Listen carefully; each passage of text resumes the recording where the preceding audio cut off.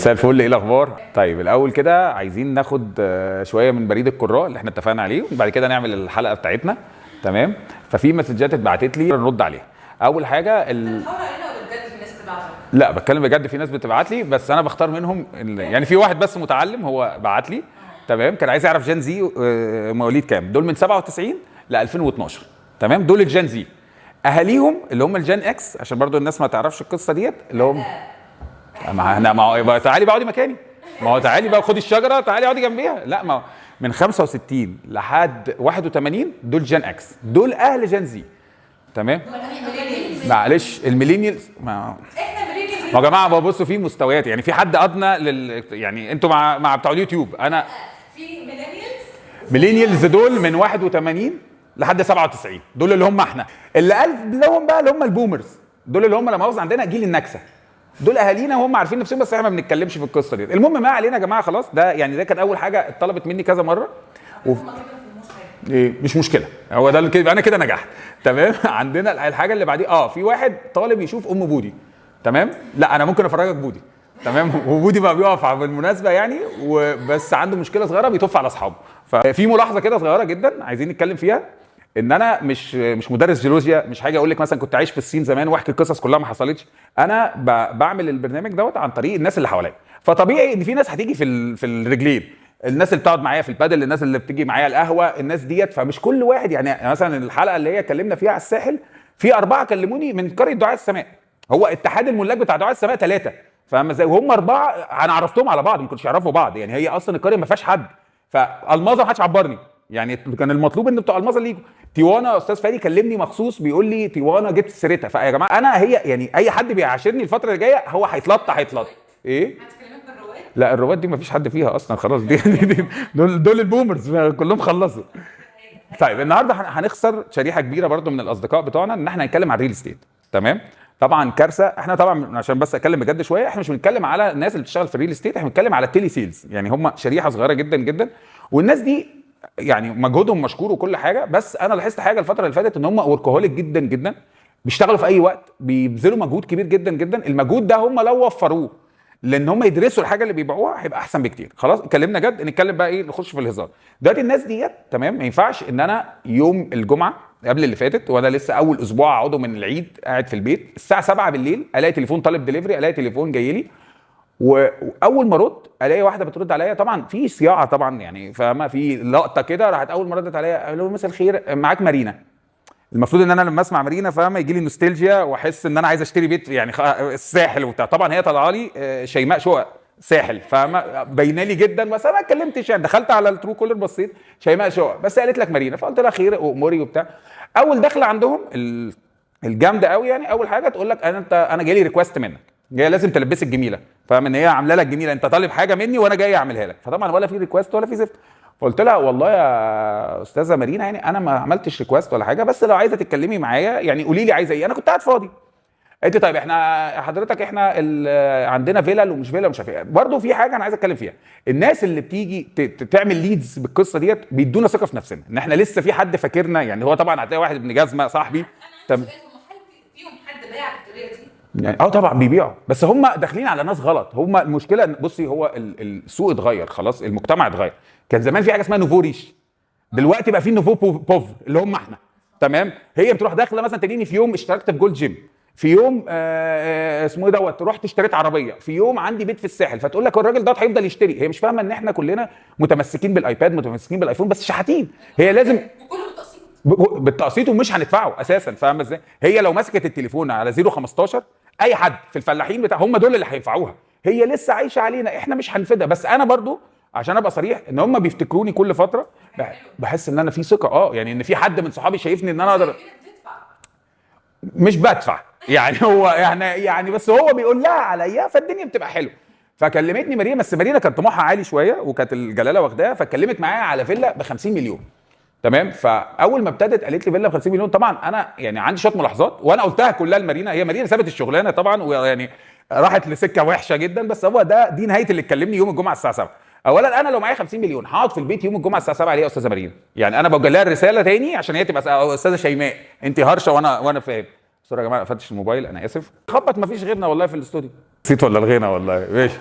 بس فاستاذه مارينا نرجع تاني ها ماشي. فاستاذه مارينا انا لو معايا 50 مليون مش هقعد في البيت الساعه 7 يعني، اكيد هبقى على اليخت بتاعي، هبقى مسافر، هبقى في اي حته. بتهيألك. ممكن تفتكري معايا 50 مليون وقاعد في الحر؟ انت قاعد بقى انت بقى خلاص. معايا 50 مليون خلاص مش عايز قاعد بقى بعمل كده بقى بغسل وشي بيهم بقى وبتاع. ما هو انت تقريبا يعني نفس تفكير استاذه مارينا، بس هي ندمت على المكالمه طبعا اشد ندم.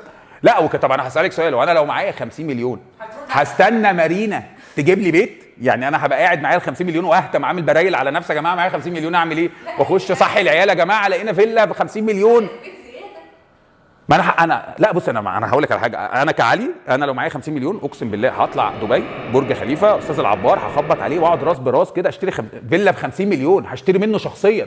لا ماليش دعوه معايا 50 مليون جنيه يا هو يجي يقابلني بنفسه. انا بتكلم معاكي بمنتهى الامانه. مارينا مش هتبقى وسيط في 50 مليون جنيه عشان نخلص.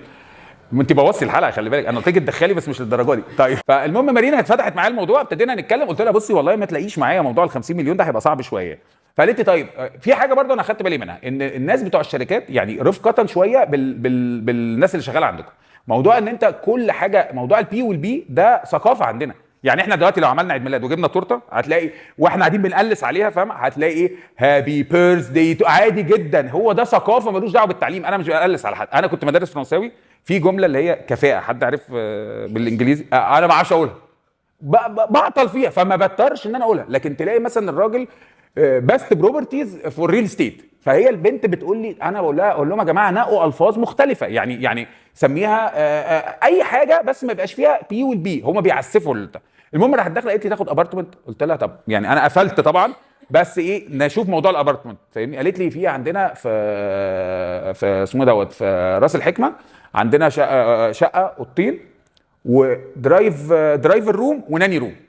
طلع ان انا استحلفك بالله انا هاخد 3 عيال احطهم في اوضه واعمل للشغاله اوضه وللسواق اوضه. يعني انا اجوزهم عرفي اسهل فاهم ازاي وانزل اقعد انا تحت.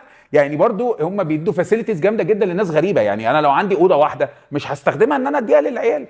المهم دخلنا في اللي بعديه ابتدت قعدت شويه كده وبعد كده راحت قالت لي طب بقول لك ايه انا خلاص انا عرفت حضرتك عايزه. هي مصممه تبيع وانا احترمت جدا ده فيها ده بجد. قلت لها طيب اموري. قالت لي بص تاخد كوندوز. ايه؟ قالت لي تاخد كوندوز. قلت لها شيماء انت جايه في ايه؟ قالت لي شيماء. قلت لها لا ما انسي بقى موضوع مارينا تعالي لي ايه انت جايه في ايه يعني جايه في ايه الموضوع على ايه؟ اصل هي مكتوبه خلي بالك شيماء شقق فبرضه ابتدت دماغي تلف يعني فاهم هي بتبيعها ولا بتتاجر ولا شقه بيات انا مش فاهم. فابتديت ايه اعيد معاها. قلت لها انت جايه في ايه؟ وكمان انا برضه قلت لها ان انا عندي 3 عيال فبرضه كلمه كوندوز ممكن تكون بتحاول ايه تحدد الناس. انا مش فاهم هي عايزه تبيع لي ايه. الموضوع بقى صعب. قلت لها قالت لي يا فندم كوندوز قلت لها كوندوز يعني ايه؟ انت حضرتك مش عارفه يعني ايه كوندوز؟ قلت لها لا يعني كبوت سوري يعني بوظ انت مش هتفهمه يعني. قالت لي لا يا فندم كوندوز ده كابينه. والله احنا كنا بقى اخر حاجه وصلنا لها ابديتد كابانا غيروها كوندوز. ما بقول لك انت مش هتروحي معاهم مش هتوصلي لهم. هتروحي معاهم فين مش هيخلصوا. هم بعد ما لقوها كابانا لقوها سهله وعارفين انتها قال لك كوندوز خلاص. فقلت لها لا بصي انا مش هقدر. قالت لي يا فندم دي بتبتدي من 32 ام. قلت لها لا تخافي. قلت لها 32 ام تبقى صغيره عليا. قالت لي يا فندم انت حضرتك عرفت مساحتها منين؟ قلت لها ما 32 متر يعني ازاي يعني هاخد كوندوز ب 32 متر صغيره يعني. بس قالت لي يا فندم 32 ام يعني 32 مليون والله العظيم دي في هاسين دحنيش. او في حاجه غريبه جدا لما يجوا يكلموكي تمام تيجي تقول لك ايه باشمهندس نجيب ساويرس عامل مشروع كذا كذا تحس ان انت نجيب ساويرس لابس افرول وقاعد بيشطب ومستنيني علي جه فاهم ازاي يا جماعه بجد والله يعني احترموا علينا. المشكله ان هم مش بيبقوا فاهمين الناس اللي بيكلموني. يعني انا محصل الكهرباء نفسه بيخاف يخبط عليا. هي بتجيب الجراءه منين ان هي تقول لي عايزه 50 مليون. وكمان في حاجه برضو لازم كل مره تكلمك تمام تقول لك عمرو دياب واخد عماره يعني عمرو دياب ده ملطوط في اي وسخه. انت لو مشيتي على البحر زمان اي بيت فيه روف من فوق ده بيت عمرو دياب صح او الوليد بن طلال وحاطط جيم فوق وليه اسانسير شخصي وعامل تكييف وعامل فوق. وعمرو دياب ما جاش اسكندريه مثلا من 35 سنه بس اي بيت فوق معمول بشكل حلو ده بيت عمرو دياب خلي بالك. او وليد بن طلال انت فور سيزون شايف اخر برج ده وليد بن طلال وجنب عمرو دياب ومفيش سكان. الباقي دول كلهم كومبارسات ما بس هم وشاريين هناك. قالت لي عمرو دياب اشترى عماره وفي البتاع ديت عمرو دياب اشترى وابو هشيم اشترى. طب انت عايزه مني ايه؟ يعني لما انا هبقى عمرو دياب هنا وابو هشيم هنا انا اروح اعمل ايه وسطهم؟ انا مش هعرف اكمل معاهم يعني بالمناسبه بقى يعني طبعا بعد استاذه مارينا ديت انا عايز اقول لكم على حاجه. اول امبارح ده حصل بجد، واحده صاحبتنا بتبيع لي في بالم هيلز، تمام، وهي هتشوفني دلوقتي. ياسين منصور منزل حاجه في باديه للستودنتس. فكرت مع ستودنتس العيال الصغيره بامبينوز يشوفوا نفسهم وبتاع. ستارتنج 6 مليون. حلو حلو. هديها نمرتك. 6 مليون ستارتنج عشان العيال، فاهمه ازاي؟ الستودنتس ستارتنج 6 مليون. احنا رحنا نيو جيزه، كنا عايزين ننقل نيو جيزه، تمام، وعادي ان انا اقول اسامي، بس رحنا نيو جيزه، فكنا عايزين نشتري شقه ونشترك في النادي. لقيت الشقه معدل 30 مليون والنادي مليون ونص، اشتركنا في النادي ورجعنا. بس والله والله العظيم ثلاثه ده حصل عادي. وبنروح يوم الجمعه نقعد وسطهم ونتفسح وبتاع ونروح. هنعمل ايه؟ تاخدي شقه في الخمايل وتخدم على النادي وخلاص، ملهاش حل تاني. ففي حاجات هنستغنى. انا عندي واحد صاحبي باع عربيه مراته عشان يشتريها باكت جراج، والله في كفر عبده. قال لها تعالي بس هاتي العربيه هنشتري الباكيه دي، فرصه قدامنا، وباع لها العربيه. دلوقتي الجراج فاضي، فاهم؟ عادي. في حاجات يا جماعه لازم نغير في نفسنا شويه. عندك مشروع مثلا اللي هو ساوث مات دوت، ما اعرفش حد سمع عنه ولا، بتاع باشمهندس طلعت مصطفى، تمام، بقيت بقول زيهم. المهم المشروع دوت لما تيجي حد يبيعهولك وتيجي تتفرجي عليه، هو على الشمال مش عارف يقول لك قريه ايه، قدام البحر، ورا مش عارف. هو طبعا هو المشروع كله مش جاهز فيه غير البحر، يعني هو الحاجه الوحيده اللي جاهزه البحر. طب على اليمين ايه؟ تلاقيهم كلهم راحوا ايه، باصين في الارض. يا جماعه لو سمحتوا عايزين نعرف ساوث مات دوت على يمينه ايه، لحد ما فتحت الخريطه. اغرب حاجه في الدنيا، سور في سور مع مفاعل نووي.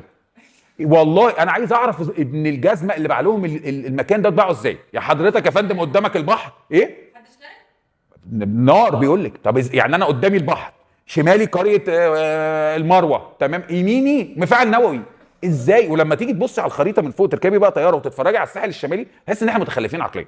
الجنه والنار والله العظيم، يعني ساحل في النص مفاعل نووي، ما حدش فاهم لحد النهارده ليه. هو شغال فعلا. هو يوم ما هيشتغل هنعرف، هتسمعي الصوت هو احنا كلنا هنعرف يعني. هو مش هنعرف نعمل حلقات وكده، هتبقى الموضوع صعب يعني. توبوا الى الله.